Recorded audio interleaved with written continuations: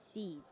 I would like to first invite the speakers on stage, if that's okay, and then we'll get started. May I invite Mariana Belmont? Mariana?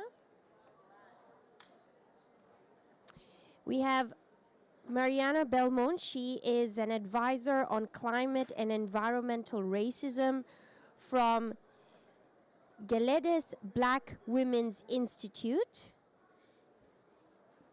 Mariana, can you hear me clearly?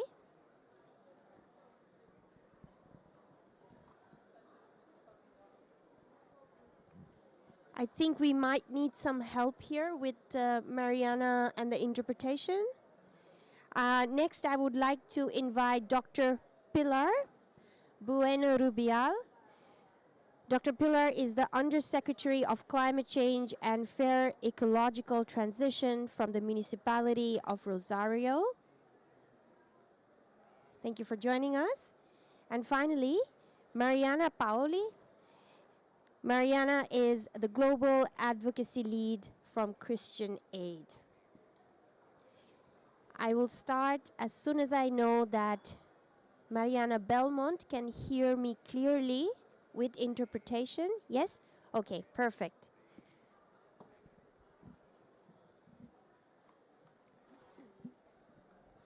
Hi, everyone. If possible, I would request our guests to come forward since we have so many seats and we can have a cozy atmosphere for our discussion today. May I please ask you, if you're comfortable, to come and sit near us.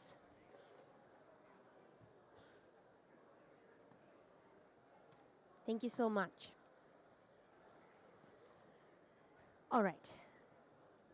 Thank you to the panelists for joining the session today. We are going to be talking about adaptation and what is going on in the negotiations, but also the very important role that adaptation is playing in the current global affairs, given what is happening globally with extreme weather events everywhere, all over the world. So I wanted to set the scene a little bit on what has been going on. So adaptation, of course, has a history. We also have a recent report on 30 years of adaptation history. But I just wanted to quickly mention about the importance from COP28 to COP30. And of course, we are going to go beyond. We will also go back a little bit to understand the current status at the moment. So at COP28, I'm going to speak slowly because there's interpretation, so please bear with me. So at COP28 last year in Dubai, the framework for global goal on adaptation was established. And the framework has 11 targets, which are sectoral or thematic, for example, on food and agriculture systems, water, ecosystems, biodiversity, cultural heritage, and so on and so forth. That was quite a milestone in adaptation because the adaptation as it is defined in the Paris Agreement was qualitative, and it was very important to understand and establish certain targets for countries, parties, but also non-stakeholders to work on adaptation and to have strong guidance from the UNFCCC architecture on adaptation. At COP29 this year, as we know, it is a finance COP. And what is important with regards to adaptation this year is, one, the NCQG. So we have the new collective quantified goal, which is the climate finance goal, the new climate finance goal for post-2025 with a strong adaptation component so that we are able to track adaptation finance and have a commitment, a clear goal on what adaptation finance will be provided. And for COP30, we have several adaptation components. So we have the work program on indicators, which are currently underway to be concluded. We have the submission of national adaptation plans by all countries. And we also have the framework, which will be operationalized for implementation because hopefully the work program will be concluded next year. So these three COPs, if my panelists agree with me, are quite pivotal for adaptation action from this point onwards. Hence, the road from Baku to Belém must be smooth with minimal speed bumps, and that is why Baku is also very critical to adaptation. And we have been following the negotiations for the last 1.5 weeks. There have been quite high speed bumps. We have had some news from national adaptation plans, which we will discuss in a minute. We are also seeing some progress in terms of convergences on the global goal on adaptation, which we will also discuss. And I wanted to end with saying, maybe I haven't introduced myself, so I probably should do that as well. I'm a climate lead for WWF Netherlands, and I lead the adaptation negotiation space for WWF globally. So hence, this is a very important topic for me, and I wanted to start asking questions to my panelists, stating that adaptation is crucial for all countries. So it's no longer a polarized debate. We know we need to adapt to a changing climate. And for Brazil, we know, and we have been hearing, that adaptation is a focus for next year's COP. And with that, I'm going to start with my questions to my panelists. So Pilar, I will start with you. I wanted to ask you, and you have extensive experience on this yourself, how was the adaptation negotiations journey has been? How has it been until here? And if you can give us a bit of background on the GGA negotiations that has been happening in Baku. Thank you. Thank you very much, and thank you for having me here today for this kind of invitation. Let me start by saying I was listening your introductory remarks, and I think that you said it's not more a polarized debate, but yesterday we have a Rule 16 in NAPS. So it's not, but it is at some point, and it should be recognized, because then we will not have a Rule 16 in NAPS. So for 30 years, the developing countries were the ones fighting for adaptation in all levels. First, here at the narrative level, but also trying to have more institutions and really trying to catalyze money. Because while developed countries said for all these 30 years that adaptation is very important, nobody said adaptation is not important. But the issue is that is your problem. You can pay it with your own money. And that's what we have been doing forever. So it's not an issue, I agree, of not recognizing its importance. We are all there right now, and that's a very good news. But at the same time, we are not still there in terms of the burden that developing countries and communities we are having in our global south in terms of really addressing the impacts and the projected risks that we already know by science and we know as communities. So the history of these 30 years here under the convention is our history, is the history of the global south, fighting for this agenda, fighting for institutions. And institutions were very important. We now see that with loss and damage and all the conversation about coherence, why you want to have one institution, another institution. When you see from the last 24 years in particular, we started to have first the Nairobi Work Program, the Adaptation Fund, as the first fund really serving the climate architecture, but in particular adaptation coming from the Kyoto Protocol. Then we have NAPAS as a very important tool in order then to get us to NAPS from the LDC perspective. And of course we have Cancun, that was that really change and re-understanding the architecture after the failure of Copenhagen. So everybody understood in Mexico that this new architecture should have adaptation in the focus of the discussion. So that's why we have in Cancun all these very important institutions, such as the Adaptation committee that is the main body under the convention to provide technical advice, we also have NAPS as the main tool, planning tool, and also process in order to understand this adaptation cycle. And after this, we also, of course, the GCF with the parity, the political parity between adaptation and mitigation. And after that, Article 7 and adaptation everywhere as a key piece, as the second pillar, and today we have the third pillar that is loss and damage. So again, developing countries fighting for all these years saying, guys, there is a continuum between mitigation, adaptation, and loss and damage. We need to avoid the trade-off between adaptation and loss and damage, and we need to be very clear in terms of the idea that we need both in terms of action and support. So where we are, as you said before, with respect to the GGA in particular, the Global South in Paris, we all agreed together that even though we have different views in 2015 with respect to the goal, we agreed at least that we need a vision, a global vision, as we have 1.5, and that's what we are right now giving it more form, as you said, shaping it in terms of operationalizing and to really achieving the goal and being able to assess its progress. So that's that's why the framework is so important.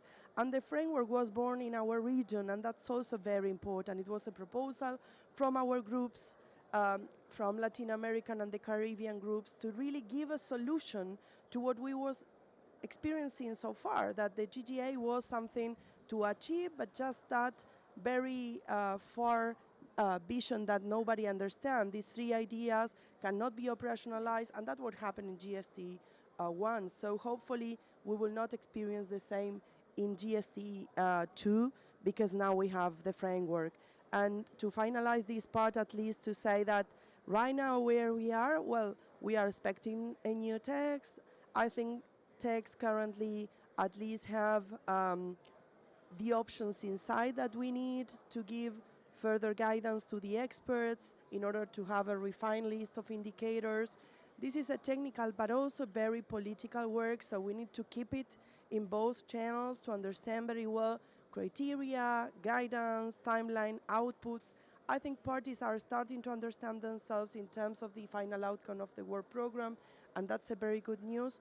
Of course, in the last days that we have, we need to still refine a little bit that tune with respect to the numbers and the clear guidance, and fight for our indicators on means of implementation, because really a framework of just action again without clear indicators on means of implementation, not a paragraph again that we already have into CMA 5 saying, okay, we need means of implementation. We already know that. So we need to develop indicators on means of implementation, and that's where the fight is right now.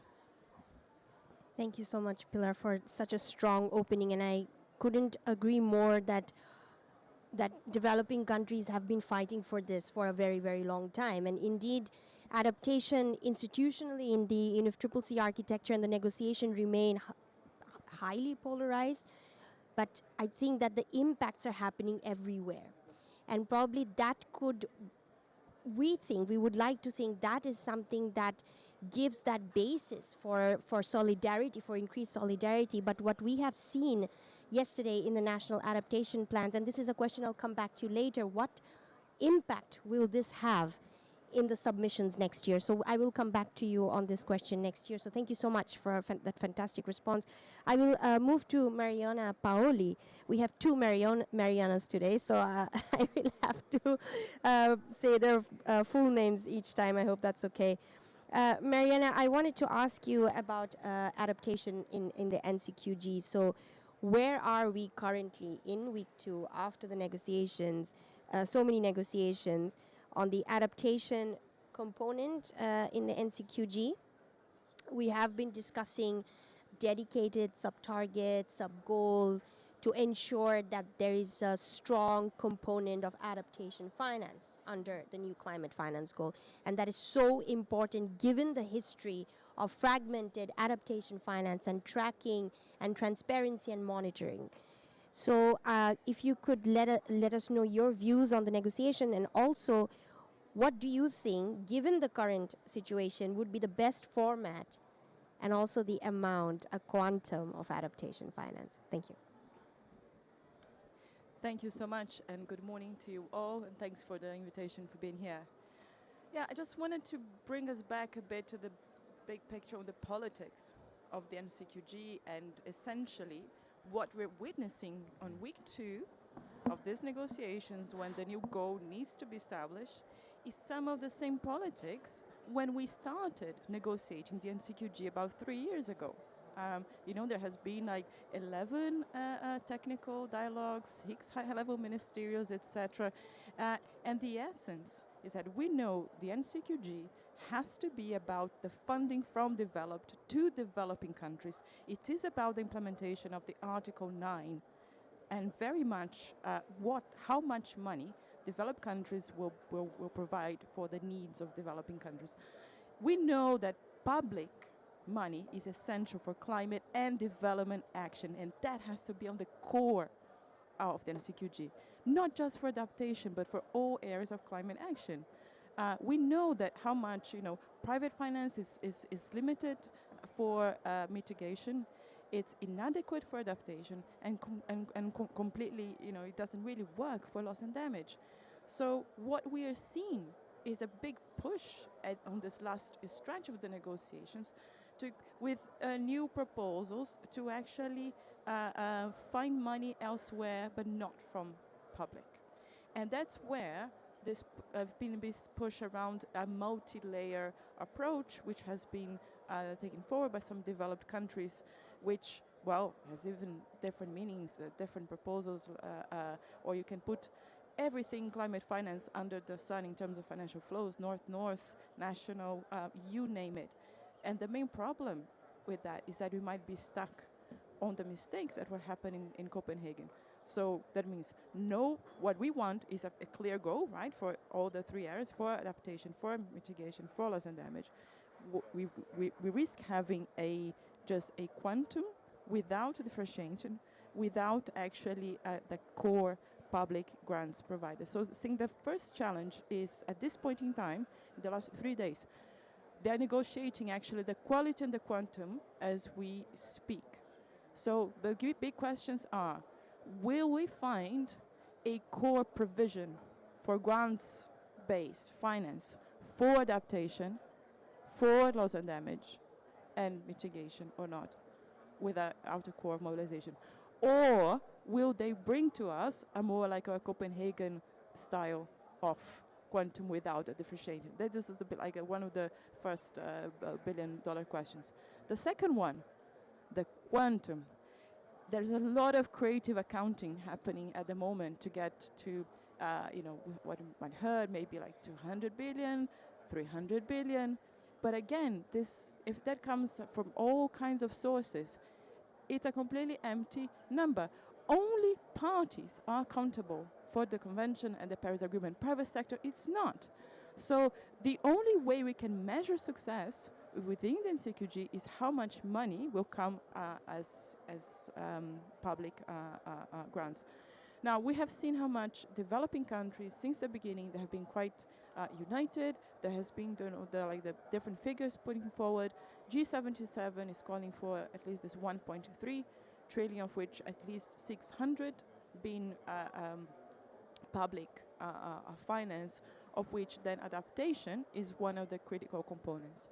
Now, there has been a bit of a fight of narratives here, and saying, oh, maybe some developing countries don't want to see loss and damage in the NCQG because this will take money out of adaptation. That's why it will be a problem with the sub-goals. Well, that's not quite true. Developing countries are suffering from both. They want finance for both, and we need them both at scale for that. So we still want to see on the text if the sub-goals will be there, or if it's not, it has to be a mention. Now, the question that comes with the adaptation and loss and damage, etc., is access. It's essential that the NCQG enable access to local communities, to marginalized communities, to this fund. and how those will be challenged. You have to look at the existing fund, and that's why the NCQG conversation linking with the adaptation fund is absolutely essential. It is really astonishing how under-resourced it is. I think the last pledges for the adaptation fund, I think now with the latest is something like 130 out of the 300, but still 124. 124. This is peanuts, right? It's really what we really have to do in this last stretch of the negotiations is really to underscore that need of public finance to deliver private action. We know that there is no profits to be found on adaptation, on loss and damage. We know that most of the climate finance provided before for adaptation has been in the form of loans and not grants, and it doesn't work.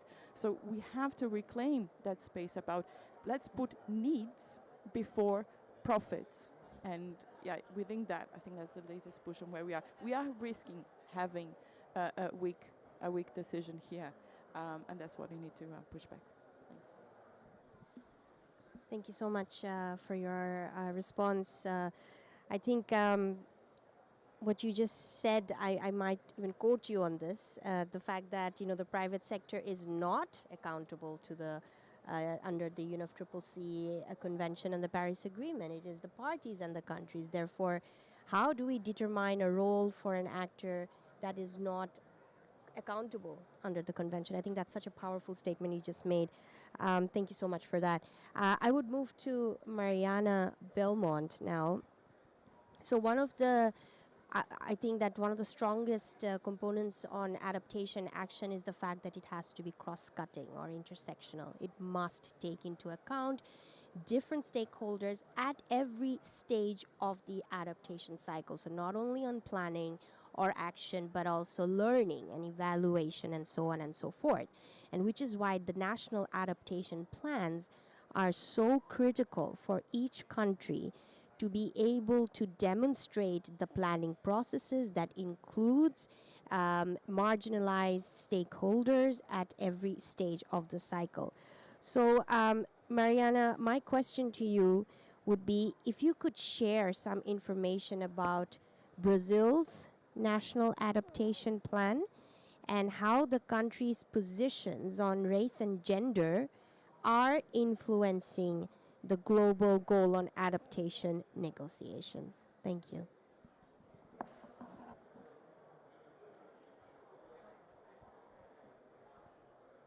Para me ouvir. É estranho ouvindo. É estranho. Bom dia. Vou falar também devagar para ajudar o tradutor, o trabalhador. Bom dia. Queria agradecer a WWF pelo convite, agradecer a Flávia pelo convite de estar aqui. Queria começar dizendo que hoje é dia 20 de novembro, é um dia importante no Brasil, hoje é dia da consciência negra no Brasil. Então, hoje é um dia que os movimentos negros estarão em marcha, porque o Brasil é madrugada no Brasil. É um dia histórico também, é um ano histórico, porque finalmente o Brasil inteiro está em feriado. Pelo Dia da Consciência Negra, então os movimentos podem estar em marcha sem estar trabalhando, sem precisar sair correndo do trabalho para participar da marcha, que é uma marcha histórica dos movimentos negros. E também começar dizendo que ontem eu vi um vídeo do meu amigo, companheiro, colega de trabalho, Cláudio Ângelo, do Observatório do Clima, que ele começa o vídeo aqui em um ato, e ele diz: o nosso país é muito legal, né? O Brasil é democrático, está do lado da democracia. É um país formado por 56% da sua comunidade negra. Então, segundo o censo, né, o censo brasileiro, a gente tem 56% da população negra, mas essa é a população que não participa ativamente da construção das políticas públicas. Ela não é visibilizada nas políticas públicas. E por mais que hoje nós de Gueledés, da Rede por Adaptação Antirracista, a gente é muito crítico com essa... quando a gente fala, tem que ser transversal. Dentro da política, a questão de gênero e raça tem que ser transversal. Tem que ser, mas não é espalhar a palavra gênero e raça dentro da política que a gente vai ter garantia de direitos. A gente está num processo, depois de muitos anos, e um processo de autoritarismo no Brasil, com outro governo do desgoverno, que era um governo genocida. A gente começa um processo de atualização do plano clima, que tem 2 olhares, para mitigação e adaptação, pressionando de uma forma muito forte, não só o movimento negro, mas o movimento ambientalista, socioambientalista, o movimento de direitos humanos, para que as pessoas sejam visibilizadas dentro dos planos. Porque o que acontece historicamente é que, por mais avanços que a gente tenha em várias políticas ambientais, e o Brasil é uma referência nessa agenda mesmo, várias dessas políticas foram políticas que ajudaram o extermínio, a remoção de pessoas de territórios negros. Então, quando a gente fala de adaptação antirracista, a gente está olhando para entender qual é a política, a formulação de política que a gente quer na ponta. Porque, no fim, não adianta, a gente olha hoje o preâmbulo que está em consulta pública, e esse é outro ponto que já falo também. A gente olha o preâmbulo e óbvio que a gente olha ali as palavras, né? Antirracista, racismo ambiental, combate ao racismo, dados de gênero e raça, mas a gente não entende como isso vai ser na implementação. Primeiro com recurso. Esse recurso vai chegar nas periferias para implementação, porque hoje muitos especialistas brasileiros, especialmente os arquitetos, urbanistas, eles gostam de dizer que as cidades brasileiras elas não são planejadas. Então, a periferia ela não é planejada. Falta planejamento urbano nas periferias. E a gente diz ao contrário. Na verdade, a periferia e os territórios negros, sejam eles território quilombola na área rural, seja ele nas cidades, eles são planejados para matar as pessoas. Então, a política pública que chega nesses territórios é a política da falta. A falta de saneamento, a falta de educação, a falta de qualidade do ar. São pessoas que pegam transporte público mais 2, 3, 4 horas por dia, não convivem com a sua família em casa porque estão no transporte público trabalhando. Então, são territórios para serem espremidos nas pontas das cidades. Óbvio que o Brasil, em nível continental, o tamanho enorme do Brasil, ele tem periferias e territórios negros completamente diferentes uns dos outros. Isso é uma coisa importante de estar explicitado dentro de um plano nacional de adaptação. As periferias elas são complexas, elas são diferentes entre si. Inclusive os centros urbanos, que muitas vezes também há territórios periféricos dentro dos centros urbanos, elas são diferentes e complexas entre si. E o que a gente tem visto nos anos desse planejamento e dessa pressão, muitas vezes conservacionista, é que as políticas de adaptação, conservação, elas removem as pessoas. E para a gente não há nada mais racista, classista, brancocêntrico, que remover as pessoas do seu território, da sua comunidade, da sua escola, do seu convívio familiar, das suas tradições, com motivo e dizendo que aquilo é uma área de risco. Então, a gente tem uma liderança do movimento negro no Brasil e a professora, pesquisadora, a Ângela Gomes, do Movimento Negro Unificado, que ela diz que a gente tem que remover o risco, não as pessoas. E quando a gente olha hoje para o Plano Nacional de Adaptação, o que está em consulta pública, e é uma consulta pública na internet, porque durante um ano, quase 2 anos, de construção de plano clima no Brasil, a sociedade não foi consultada, né? O governo brasileiro, esse governo mais ao nosso lado, teoricamente, um governo teoricamente de centro-esquerda, que historicamente tem processos participativos de referência no mundo, ele não está fazendo nenhum plano clima adaptação e nenhum plano clima mitigação com participação social.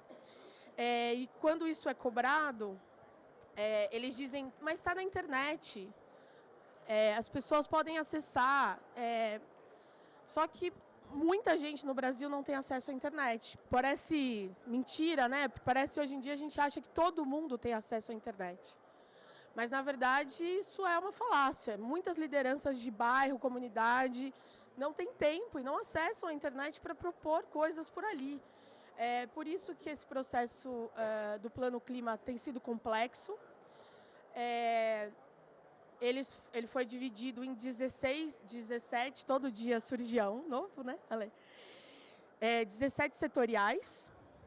A gente ainda não... Estamos todos muito curiosos para saber como estão esses setoriais. A gente tem o preâmbulo que saiu, a implementação, Estratégia Nacional, a Estratégia Nacional está no ar. Tem várias palavras ali, gênero, racismo, raça, dados, mas a gente não sabe como essa política vai se dar na ponta, para os territórios negros. Assim. Então, não tem sido uma experiência positiva lidar e ser sociedade civil, querendo muito participar no sentido de proteção das pessoas, colaborar. E eu tenho visto que ontem, inclusive aqui depois das negociações e acompanhando o GGA e o que tem acontecido, né? O vai, não vai, os infinitos da vida, a gente, enfim, depois também de conversar com o negociador de financiamento brasileiro, a gente se reuniu ali e falou, cara, aqui, assim, talvez a grande falta aqui e no Brasil para se falar é direitos humanos. Está faltando direitos humanos nas políticas climáticas, de adaptação, mitigação, qualquer política. Está faltando a gente visibilizar as pessoas negras, as pessoas afrodescendentes, indígenas, mulheres, crianças que estão no território. As pessoas têm nome, as pessoas têm cor, elas têm idade, elas têm território vinculado à vida dela e à comunidade dela. E a gente não pode esquecer disso na hora de criar política na ponta, assim. Então, eu sou muito crítica ao termo, vou aproveitar, ao termo justiça climática, porque a gente foi esquecendo de falar de direitos humanos e falando de justiça climática, só que o que a gente está falando é sobre direitos humanos, e adaptação, para mim, é garantia de direitos. No Brasil, se a gente conseguir avançar um pouco em alguns territórios em adaptação, a gente vai estar falando sobre garantia de direitos, que é o básico, né? Que é a segurança climática, mas a segurança da vida das pessoas.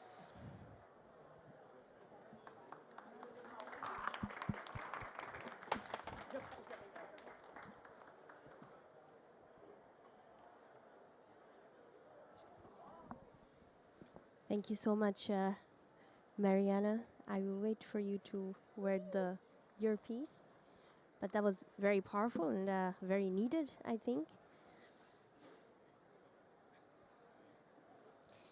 One of the things I was thinking while listening to you is what a powerful 3 women we have on this platform today, and speaking from 3 different aspects of climate negotiation. So we started with Pilar, who started or who began the conversation with the UNFCCC structure, what's happening institutionally.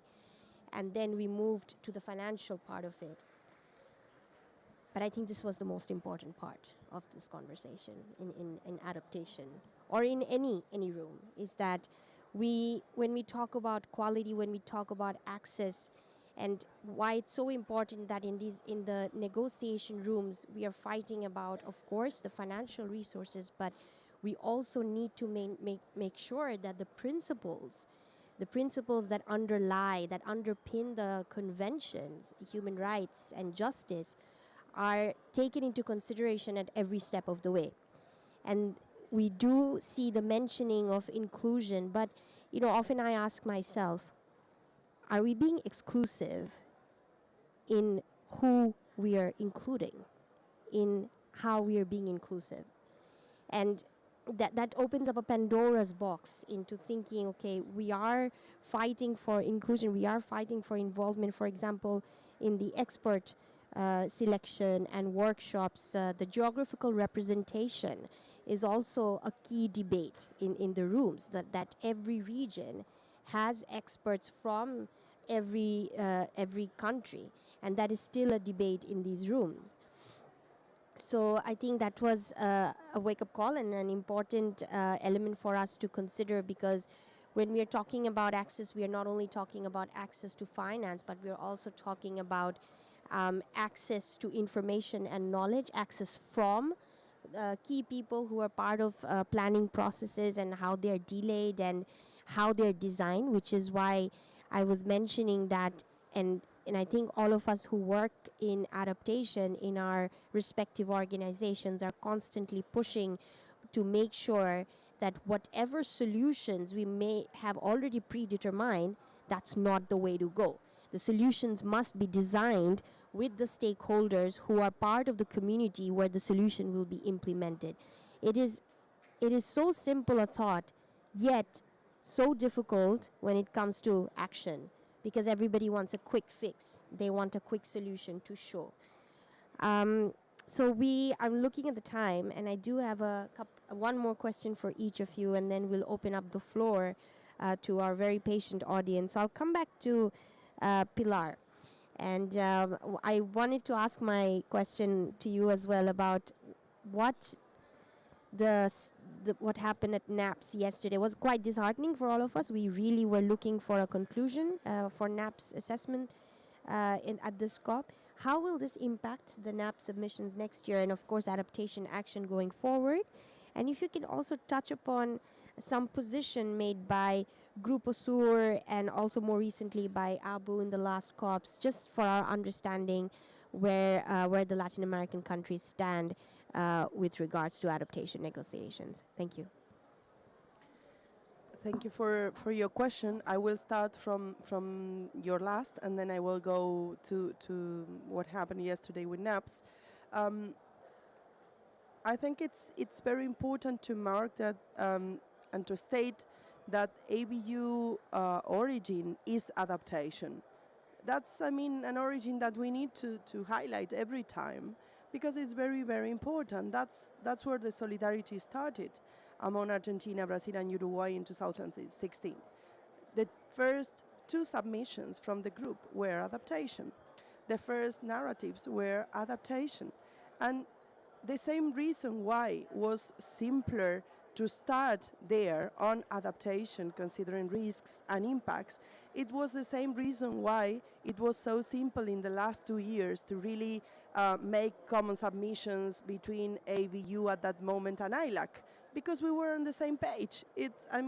We are from the same region, we have common challenges, we have common impacts and risks, so it was simpler to say this is even the low-hanging fruit, even from a pragmatic perspective, was quite natural to say our groups can really go together and try to strategize with respect to the GGA, and that's why the whole proposal of the framework came from this alliance.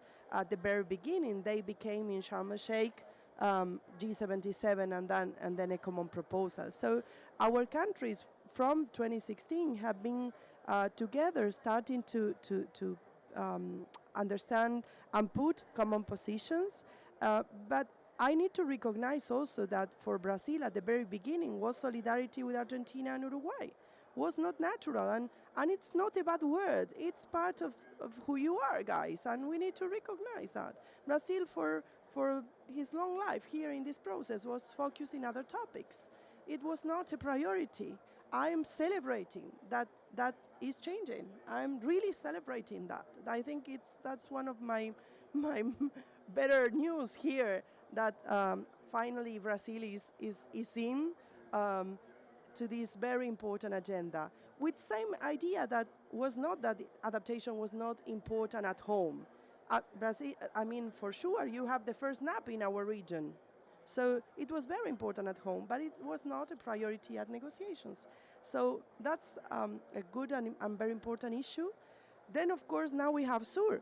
So we have Paraguay and Ecuador coming to the group, and we have Argentina's situation that is very important also to state. Today, I changed my badge. So for the first time in 15 years of career, I am not Argentina because I was pulled out of negotiations. So this is my first time as an observer in this conversation after 15 years of negotiations under Argentinian badge. So it's very strong and need to be said because it's not just something else. So Sur is trying to reshape itself because You are receiving two new members with all the hopes and ideas. We have been waiting for them for a lot of time. We have been strategizing to have them in. And now that we have them in, we have Argentina not out because it's not out, but at least it's not in this conversation during these years, so these days. So I think that's important to highlight. And my last, with respect to NAPS, is that developed countries during the first week, didn't want to work with the document we have from Bonn. That is procedural, but it's not, because that was very clear signal. That text was included finance and finance gap in many places, and what they said is, this is not constructive, I cannot work with this, I need private sector in this text. And they didn't say it, but they said, we are prejudging an NCQG discussion. So then it was a pragmatic discussion of everybody saying, okay, we need more time for TGA and for other adaptation stuff, so we take it to June. That's very, very bad signal, and I don't really, from a personal view, I don't think that G77 should have accepted. I think G77 should have prioritized this from the first day to the last day, because it's also emblematic for the G77. NAPs are very important. We have a commitment, a global commitment in the GGA and also the GST. We need to have NAPs in all countries. Right now we have 57 submitted. We have more, but 57 submitted. So we are not there. We have too much gaps. Very bad symptom from the rooms, and also from our countries that I think they were mistaken by accepting not to really continue fighting for NAPs. Thank you so much, Pilar. Indeed, I think the NAP conclusion, as it happened yesterday, does send a signal which is quite worrying for adaptation. I'll move on to Mariana Paoli now. Just briefly, I wanted to ask you about Brazil's position in the adaptation finance debate under NCQG, or if anything you'd like to share on this. So I think Brazil has been championing two key elements that we need on the NCQG. The first one is a clear definition on climate finance. What counts? What doesn't count? What are the quality elements? And especially, what should not be there? So, for example, loans and market rates should not be counted. Fossil fuels finance should not be counted. What are the things we're going to then really be able to measure to ensure that the finance is not new, that it is new in addition to ODA, because there is a lot of creative accounting, and this is, I think, one of the biggest threats. Thinking especially that actually when I look at the 100 billions, the grants part of it, 92% were ODA anyway. We really needed to be like a new and additional.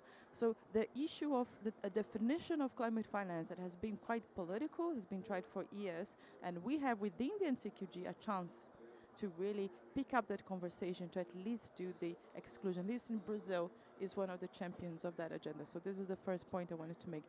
The second one is Brazil has been quite clear to say NCQG is about Article 9. So they want to put like goals for what is for 9.1, 9.2, 9.3. All the conversation on this investment layer, that belongs to Article 2.1c. And we have the Sharm el-Sheikh dialogue on Article 2.1c that will conclude in Brazil next year. So let's get an agreement on this scope, just on this core element. So we're talking about core provision and mobilization, and just leave all that investment conversation for next year, which is quite strategic. I think there should be, can help us break through to a more that ambitious public finance that we are talking about. Of course, Brazil, since NDCs is the main topic for next COP, they're really keen to ensure that an agreement is reached here. So how much will they champion that proposal as Brazil, knowing that they'll have the presidency next year, I think remains still to be seen, but they have been quite constructive on that sense. Yeah, thank you. Thank you so much, Mariana Pauli. My last question to Mariana Belmont is you've given us a very comprehensive understanding of the role of civil society in the national adaptation plans in terms of consultations, as you've just mentioned. What lessons can be learned from this process, and maybe other countries can also take from it? And going forward, what should be done? Because it is a iterative process. I'll stop there. Thanks.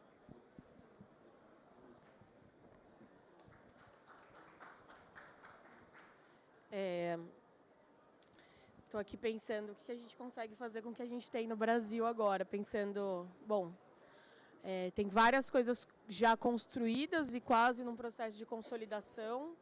O ideal seria ouvir mais gente, mas a gente também não tem tempo. Estamos há 2 anos, a gente tem 2 anos ainda de mandato do governo Lula. Não se sabe, com a extrema-direita no Brasil, a gente não sabe o que virá em 2026. Inconscientemente eu ia dizer 2016, bem o ano do nosso golpe, presidenta Dilma. Mas a gente não sabe o que vai ser em 2026 do nosso governo, então eu acho que a gente tem aí uma oportunidade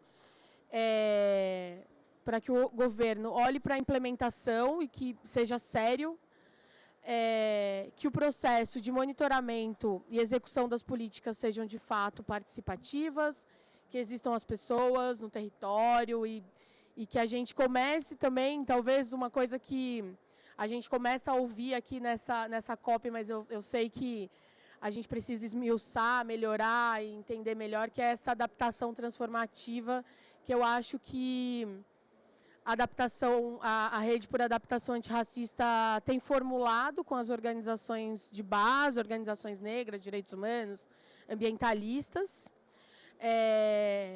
ouvir as pessoas de fato na implementação, já que não foi, as pessoas não foram ouvidas para a formulação de políticas, para que o caminho da implementação seja com as pessoas. Eu acho que isso fica de exemplo para outros países do mundo, assim. Não adianta criar política dentro do seu gabinete com consultorias internacionais externas que não conhecem a realidade, que vêm com propostas de adaptação, de perdas e danos, de mitigação, que não condizem com a realidade do seu país, assim, né? A gente viu no processo de construção do plano de adaptação brasileiro o quanto várias cooperações internacionais de países do norte global estavam lá na sala, nas oficinas, construindo políticas sem as pessoas, sem os dados realistas do que é o país. Então, eu acho que isso é importante, assim. Eu acho que o país, eu acredito nas políticas que são feitas com as pessoas. E eu acho que isso, historicamente, vários movimentos deixam de exemplo, assim. A gente hoje tem várias políticas no Brasil, e acho que no mundo, em outros países, que foram construídas a partir da participação social das pessoas. A gente tem, no Brasil, a lei de cotas raciais nas universidades, que foi uma coisa lutada e construída e feito à mão ali com os movimentos sociais na luta. E por que a gente não tem uma política ambiental no país que seja igual e que seja nesse caminho, que seja pelas pessoas? Então, a gente há possibilidades, há exemplos disso, e eu acho que os países precisam olhar para essa política a partir do que é feito no território também. Assim, eu entendo que muitas vezes há muitas críticas à adaptação comunitária, que as comunidades fazem no seu território para se adaptar, que na verdade eu chamo de sobrevivência, né? Então, as palafitas em Recife, elas criam as mulheres criam tecnologias para sobrevivência ali, mas são muitas vezes tecnologias que podem ser replicadas em políticas públicas em outros territórios. Isso existe no mundo inteiro. Então, a gente precisa estar de olho nas pessoas e sair. É bem clichê, mas a gente precisa sair do gabinete para olhar o que as pessoas estão fazendo na ponta, né? E eu vou precisar sair correndo, porque a gente vai começar um side event sobre adaptação ali do lado, que eu vou mediar, inclusive.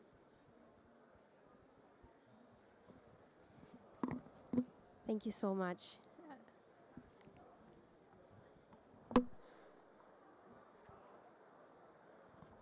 Sorry, that takes a bit of time changing the headphones. Mariana Belmont, thank you so much. And I couldn't agree with you more. I myself am from Bangladesh, and a lot of local communities have these unbelievable, innovative knowledge that they use to adapt to climate change impact, especially in our delta areas, in the coastal communities, which are often overlooked, but we are trying to engage them in the NAP process. Thank you so much for your participation. I want to move to the last segment of our event today, which we have 9 minutes.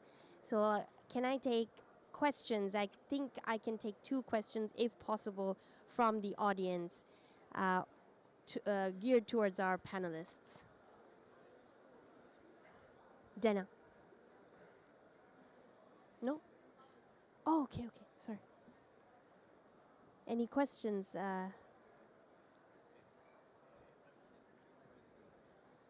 Flavia. Hi everyone, I'm Flavia from WWF Brazil. I just want to ask maybe the expectations for COP30 and Belém. I think is a good way to look forward.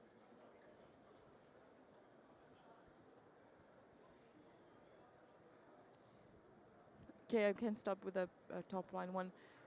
Well, I guess there is a lot of hopes in the presidency, a strong presidency to steer the process on a good outcome. Hopefully, perhaps with more strength, to put it diplomatically, than from what we've seen in this process in this current territory. Let me put it this way. I guess the first major expectations, especially given the history of Brazil in diplomacy, Lula's government agenda in terms of where they stand, etc.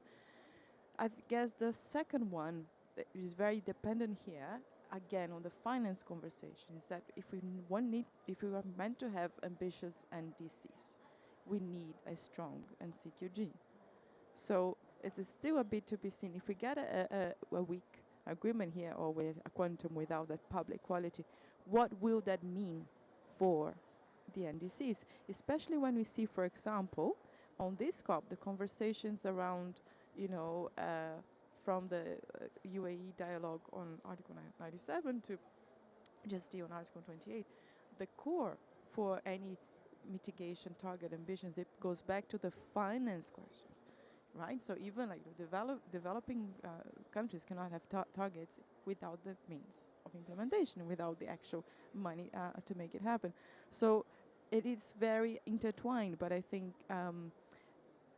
even if there could be still the cards, we could have a no deal, because in the end game, a no deal here, it might be better than a bad deal. But let's see what happens. So it could be still the presidency next year. I know that Brazil doesn't want that. They could be dealing with the spillovers of the CQG conversation. So I think stakes are high. I also guess there is a bit difference between the national politics and international in terms of what is the global agenda of Brazil, how it's perceived outside, and actually it has to get its house in order as well. So yeah, just big picture would keep it like this. Thank you. I agree with completely with Mariana on the point of the leadership. I think that's something we are all waiting from Brazil, and it's a good news. At the same time, good news in terms of what we are needing in the region in particular. Let me add to that some layers.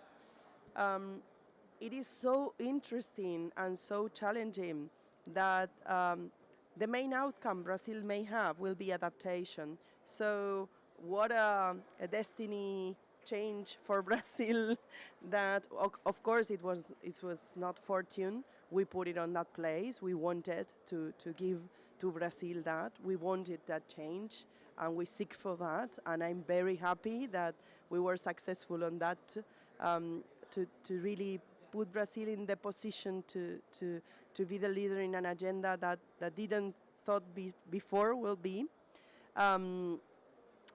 At the same time, I think that there are two challenges there. One challenge, and we also saw this with Azerbaijan this year. During the whole year, the presidency really fight trying to understand this is okay, this outcome is too technical. Indicators work is too technical. So many people said this is not sexy for a presidency.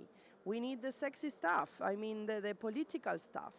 And that is risky because when a presidency is put in that position from different sectors to look for a sexy thing, they can, miss the point and go to other points that we don't need, because finally we need that.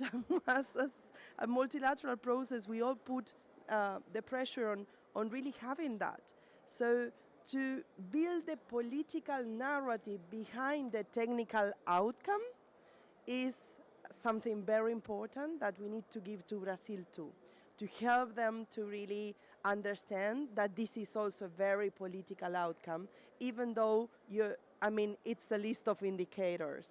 But so I know I'm not saying something new, but I saw it with the Azerbaijan government this year, trying to create, or give me a platform or whatever, or let's create a list of, and that is really not what we need at this time. So we need to help Brazil not to be tempted by that, to really be focused on the outcome that we need and to understand how this is contributing to something that is very political, that is the global goal on adaptation, and how we really these are going to achieve these 11 targets at the global level, but also at the local and the national level. And my last point is Latin America, because Lula is still deciding, I think, or still there with respect to his leadership on the region. G20 these days was quite important in order to give a political tone there, and I think it was very useful, the role that finally Brazil is playing in that. To build the narrative of a Latin American COP, it's something also very important for Latin America. So it will not be all in Brazil, but it will be a common understanding, building a common outcome, and Brazil will need the region eventually. So that's also a political message for Lula in order for him to build it from here to Belém. Thank you, Pilar. And if I could just add to that as well, I think one of the things which is also important for, two things, as we also need to see how things pan out this year in order to also have very concrete expectations from COP30 and Belém. So we are at very much at a critical juncture today. The next few days will determine how we are going to form expectations for next year. That's one. The second thing, which is also important, we have started thinking about that, is what happens after. What happens after COP30? What happens to GGA? So we are pushing for a permanent agenda. We are pushing for adaptation action. So say everything goes well. We have GGA's conclusion text here. We have a guidance for the experts. We have language on MOI indicators. We even have agreement on transformational adaptation action. All the three sections under GGA negotiations right now. Then the next year will be planned. And then say we have a fantastic decision at Belém, which seals the indicator list and therefore action starts. But then what happens after? So that would also be quite a responsibility on the presidency to ensure the next steps after COP30. I see our time is up, and I think this was a good summary of our negotiations. I would really like to thank our panelists, so please join me in giving a loud applause. I think this was very difficult for me to applause, but thank you so much for your time. I think this was an excellent discussion, something that I enjoy, which is the negotiations. Thank you very much, and good luck with the rest of the event.